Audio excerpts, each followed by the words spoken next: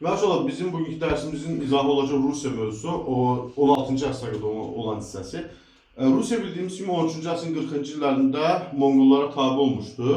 Monqollar dedikdə Qızıl Ordu dövlətini həmçinin biz nəzərdə tuturuq ki, çünki Rusiya sonradan Qızıl Ordunun təsiri altında olan bölgələrdə idi. Yəni Qızıl Orduya tabe olan bir dövlət kimi öz mövcudluğunu qoruyub saxladı. Bu zaman Rusiya parçalanmış vəziyyətdə idi.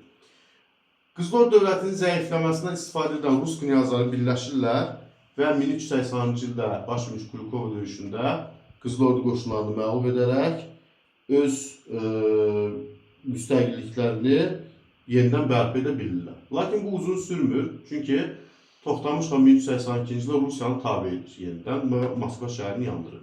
Əgər xatırlayırsınızsa, Toxtamış xan Əmir Teymur tərəfindən hakimiyyətə gətirilmişdi və Teymurun idarə etdiyi ərazilərə yürüş etdiyi üçün Teymur tərəfindən 1395-ci ildə Terek döyüşündə məğlub edilmişdi.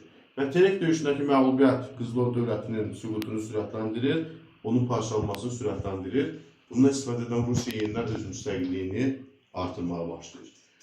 Rus knyazı 3-cü İvan və Qızıl Ordu hökmdarı Əhməd. Biz bunların adını Azərbaycan tarixindən keçmişik.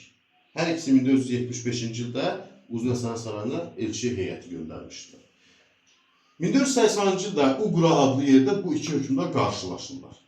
Qızıl Ordu hökmdarı Əhməd Rusları tabe etməyə gəldiyi halda Uqra çayı sahilində 1480-cı ildə görür ki, Rus qoşunları döyüş vəziyyətində özünü gözləyirlər, döyüşə girməkdən çəkinir, geri qayıdır və Uqra görüşü olan bu hadisə 1480-cı il hadisəsi Rusiyanın Qızıl Ordu dövlətindən asılılığına son qoyur.